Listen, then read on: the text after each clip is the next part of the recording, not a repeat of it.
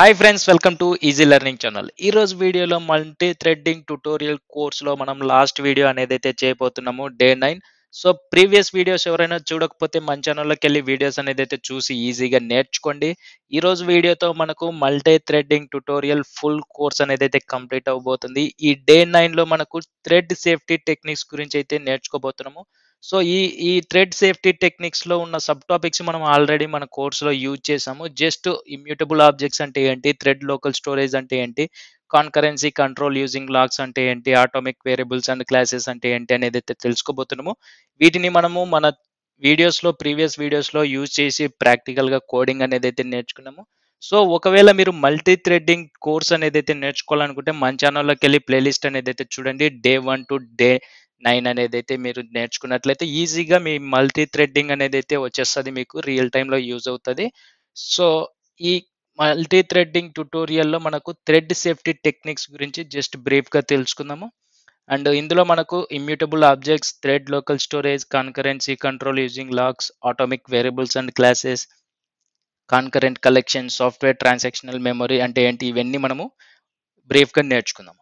Immutable objects means immutable objects are objects whose state cannot be modified after creation. ఒకసారి create చేసిన ఆబ్జెక్ట్స్ని మనం modify చేసుకోవడానికి కుదరదు. సో వాటిని మనము ఇమ్యూటబుల్ ఆబ్జెక్ట్స్ అని చెప్పుకుంటాము. Ensuring that their values remain constant throughout their life time. So ఎప్పుడైతే మనం ఆబ్జెక్ట్స్ క్రియేట్ చేసుకుంటామో వాటిని మనం మోడిఫై చేయడానికి కుదరదు. సో మనం ఓవరాల్‌గా లైఫ్ టైమ్ మనం యూజ్ చేసుకోవడానికి ఉన్న వాల్యూస్‌ని యూజ్ చేసుకుంటాము. సో, ఉన్న వాల్యూస్‌ని మనం మోడిఫై అయితే చేయలేం. వాటిని మనం ఇమ్యూటబుల్ ఆబ్జెక్ట్స్ అని చెప్పుకోవచ్చు. Thread local storage. Thread local storage allows variables to have separate values for each thread. మనకు మల్టిపుల్ థ్రెడ్స్ ఉన్నప్పుడు ఈచ్ థ్రెడ్‌కి వేరియబుల్స్ అనేదైతే డిఫరెంట్‌గా యాక్సెస్ అనేదైతే ఉంటది. అలో అయితే ఉంటది. సో, ఒక థ్రెడ్‌కి ఒక వేరియబుల్ వాల్యూస్, ఇంకొక థ్రెడ్‌కి ఇంకొక వేరియబుల్ వాల్యూస్ అలాగా అలో అనేదైతే ఉంటది. Okay. Concurrency control using logs. Concurrency control using logs is like having a key for shared resources, allowing one thread at a time to access and modify the resources, preventing clashes between multiple threads. So మనకు multiple threads ఉన్నప్పుడు ఒక thread shared రిసోర్సెస్ని access చేసుకొని modify చేసుకున్నంత వరకు మిగతా threads అనేది అయితే wait చేస్తూ ఉంటాయి ఈ లాగ్స్లో. సో ఈ విధంగా మనము చాలా వీడియోస్ కూడా చేశాము, చూడండి ఒకసారి. సో ఒక థ్రెడ్ ఒక షేర్డ్ రిసోర్స్‌ని యాక్సెస్ చేసుకొని, మోడిఫై చేసుకొని, కంప్లీట్ చేసుకున్న తర్వాత మిగతా థ్రెడ్స్ అనేది యాక్సెస్ చేసుకోవడానికి మనకు ఈ లాగ్స్ అనేదైతే యూజ్ చేస్తుంటాం. సో ఇక్కడ మనకు మల్టిపుల్ థ్రెడ్స్‌లో ఒక థ్రెడ్ షేర్డ్ రిసోర్సెస్‌ని యాక్సెస్ చేసుకొని, మోడిఫై చేసుకొని, కంప్లీట్ చేసిన తర్వాత మిగతా థ్రెడ్స్ అనేదైతే యాక్సెస్ చేసుకోవడానికి ఈ కన్కరెన్సీ కంట్రోల్ యూజింగ్ లాగ్స్ అనేదైతే యూజ్ చేస్తూ ఉంటాం. Okay. Atomic variables and classes వచ్చేసి atomic variables and classes in Java found in the Java dot util dot concurrent dot atomic package. So ఈ ప్యాకేజ్లో మనకు అటామిక్ వేరియబుల్స్ అండ్ క్లాసెస్ అనేది అయితే ఉంటాయి మనకి జావాలో. Provide thread safe operations without the need for explicit locking. There used to ensure that certain operations are executed automatically without interference from other threads. So మనకు multiple threads ఉన్నప్పుడు ఒక దాని మీద ఒక థ్రెడ్ నుంచి ఇంకొక థ్రెడ్కి ఎటువంటి ఇంటర్ఫియరెన్స్ అనేది అయితే లేకుండా, మనకు ఎక్స్ప్లిసిట్ లాకింగ్ అనేది అయితే లేకుండా మనకు, సో ఆటోమేటిక్ లైక్ ఆపరేషన్స్ ఉంటాయి కదా, అండ్ ఎగ్జిక్యూటెడ్ ఆటోమేటికల్లీ ఆ థ్రెడ్స్ అనేది అయితే ఎగ్జిక్యూట్ అవ్వడానికి ఈ అటామిక్ వేరియబుల్స్ అండ్ క్లాసెస్ అనేది అయితే సెట్ చేసుకోవచ్చు.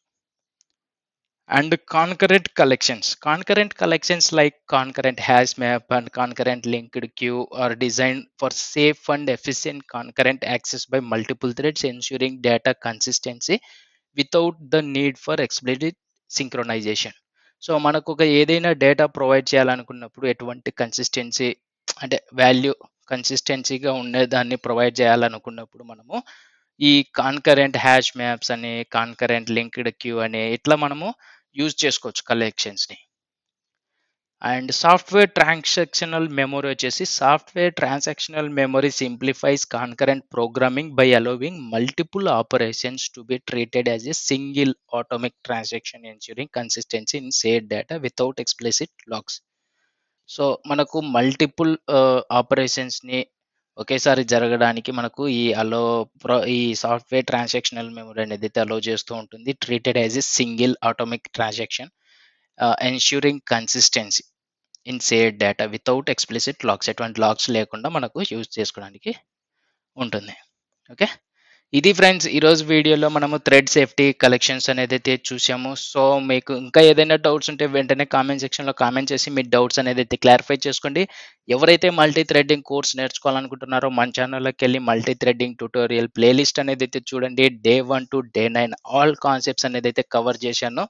సో, ఈజీగా మీరు ఈ డే 1 టు డే 9 వీడియోస్ చూసినట్లయితే మీకు ఈజీగా మల్టీ థ్రెడ్డింగ్ కోర్స్ అనేదైతే వచ్చేస్తది. అండ్ డైలీ ప్రాక్టీస్ అయితే చేస్తూ ఉండండి. ఈజీగా వచ్చేస్తది. రియల్ టైమ్‌లో మనం యూజ్ చేస్తూ ఉంటాము. సో, ఇది ఫ్రెండ్స్. అండ్ నెక్స్ట్ వీడియోస్‌లో నెక్స్ట్ కోర్స్‌తో మీ ముందుకనేదైతే వస్తాను. నెక్స్ట్ వీడియోలో కలుద్దాం. Thank you friends. By by.